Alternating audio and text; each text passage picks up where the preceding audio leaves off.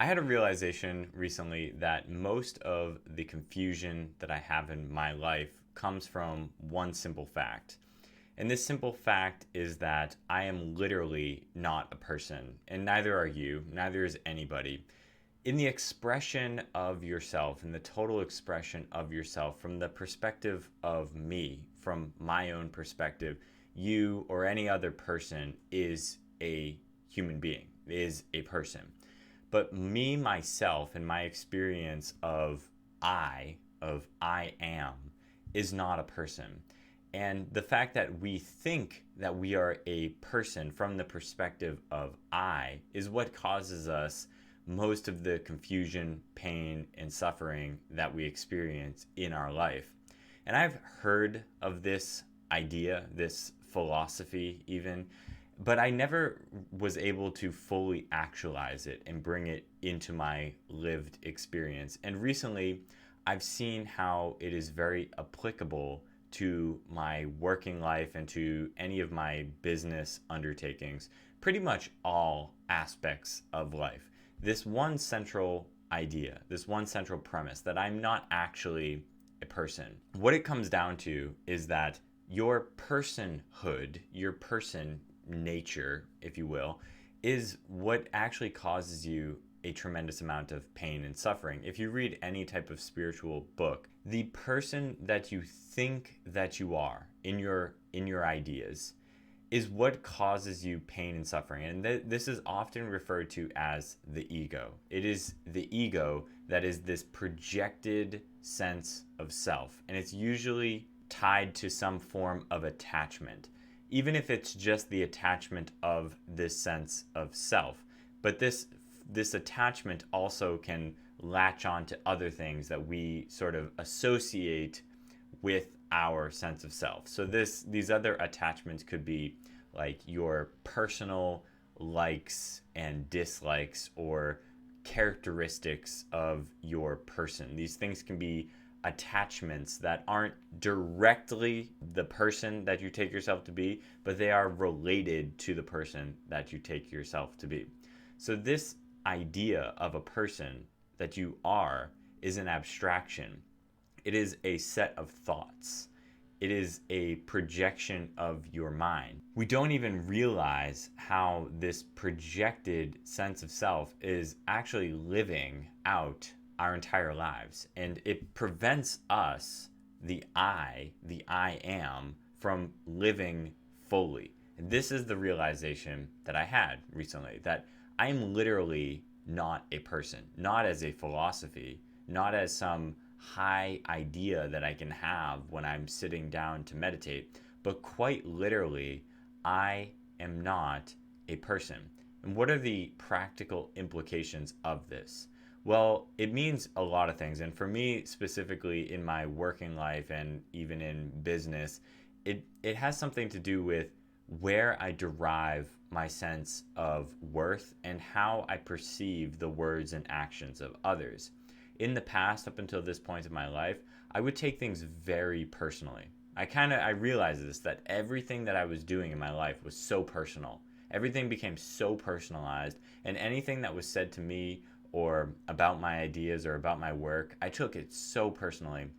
And at the same time, anytime I would approach some new work or some new project, I always had this idea about myself going into the project that made it so that I couldn't really be like see the project for what it is or see the team for what it is, because I was so wrapped up in my own story. It was more about me. It was more about how I am going to impact the situation, or what I am capable of doing, or what is my skill set that I bring to this situation. It was all centered around this idea of myself, which again is this projection. It is a projected sense of self, because I only exist right now. And right now, I might have thoughts coming up in my consciousness about how my skills could be valuable to a project or to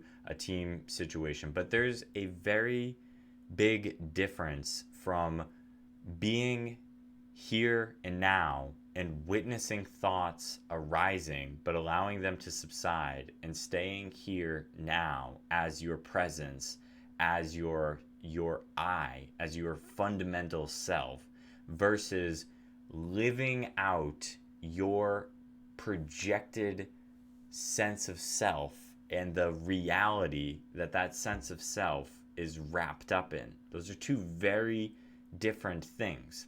So it's not that your all thoughts cease to exist once you recognize that you are not simply a fabrication of your mind and a fabrication of your thoughts, an abstraction that is projected from your thoughts. Instead, you are able to see your thoughts come up, but also see everything else that's going on, and see that as your thoughts arise, so too does your projected sense of self. So too does your idea that you are something separate, that you are some unique, special human being with certain characteristics and attributes, and the whole world revolves around you. What made me realize this as a more practical thing was actually listening to a podcast with Jocko Willink, where he's talking about he goes through these 36 stratagems of war and of battle. Listening to these 36 stratagems of war made me realize how impersonal you really need to be in order to apply these stratagems. And if you think about this, like, I don't know, have this archetype of a master strategist warsman, okay? At the very least, when that master strategist is implementing one of his strategies, he needs to be, or she needs to be, extremely impersonal, needs to take themselves out of the situation, because some of the stratagems require that you deceive the enemy. You make the enemy think that you are more vulnerable than you actually are.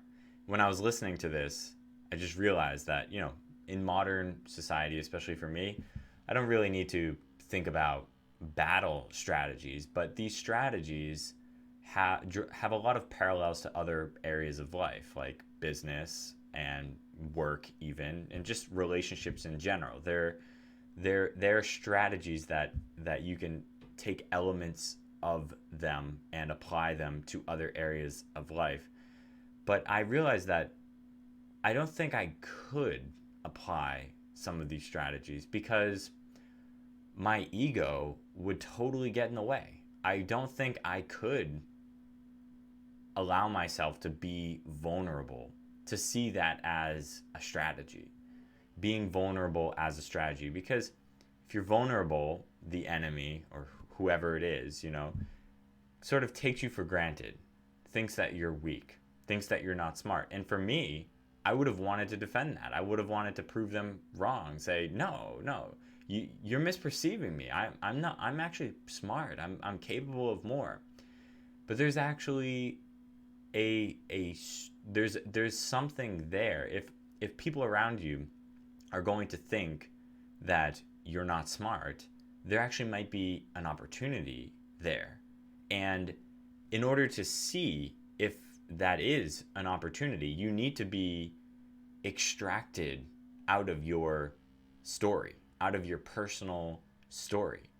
And maybe that means, you extract yourself out of this personal story and you're very content living as your own presence, living as your own self. Maybe that means that, there's no real need to implement any strategies, but I doubt it, because the entirety of existence is playing in this game of life, where it's kind of like a battle for resources. That might seem like an oversimplification, because I'm not really saying that we need to battle each other as human beings for resources. But what I am saying is that in life, even if you are an awakened, intelligent human being, what you most likely want in life is you want the best for yourself and for your loved ones. And the way that you can do that is by being extremely intelligent, extremely strategic in your actions, in your thoughts, in your words, and everything that you do. And also, I think it's important to have a good moral compass, a good sense of right and wrong, and knowing if your strategies are ultimately going to cause great destruction in the world. Then I think that a conscious individual would be aware of that. But there are points in life where it is valuable to think strategically and to act strategically. And in fact, I think all of life is actually happening in that way. I think that all of our actions can be strategic, and all of our words should be chosen wisely. And the point is that you can't really be thinking all the time about your life and yourself and how you're going to act and how you're going to do things. You need to be in the moment. You need to be living in the present moment, and you can't let yourself get in the way. Your own ego, your own attachment to yourself, and this includes the perceptions of others, because how you perceive others is through your own sense of identity. And in fact, we don't even really relate to others. It's only relating to ourselves. We're only relating to ourselves when we're relating to others, because it has to do with this middleman, this projected sense of self. All ideas are flowing through this projected sense of self. You are literally not a person. If you just stop here now and maybe close your eyes if you need to, if you're in a busy environment, close your eyes, try to find the person that exists here. There's only a person in your ideas. There's no such person. You come up with this idea of a person by watching others, because other people, in their full expression of a human being, that's what a person is. That's what a person is. It's the expression of a complex system of biological cells, this living organism, a consciousness, psychology, and sociology too, because no individual is just an individual unto themselves. They're not islands. They're connected to many other people. So you see a human being, you see this expression of somebody else, then you extrapolate and say, okay, that's a human being. I look like them. I look in the mirror. I see myself as a human being. I can hear myself. I can sort of witness myself, not in the same way, but I can see that I'm a human being just like these other human beings. Then your brain goes to work, starts thinking, I'm a human being. What does it mean to be a human being? What do I like as a human being? What am I like as a human being? How am I special as a human being? How am I unique as a human being? Starts to think of this story of being a human being. But you're not actually that. Your brain is one part of this complex organism. Your thought patterns are one part of this complex organism. And what you are is closer to a type of presence. It's just the moment. It's just this. It's whatever is right now. All of our attention is going to the fabricated story. If we can see it for what it is, drop down into our presence, can be more aware of the situations that are going on around us on a micro level, on a macro level, and from this place, your intelligence can start to wake up, and you can start to think about your life in a more strategic way. That's it for this video here today. If you like this content, be sure to like the video, subscribe to the channel, and I will see you next time.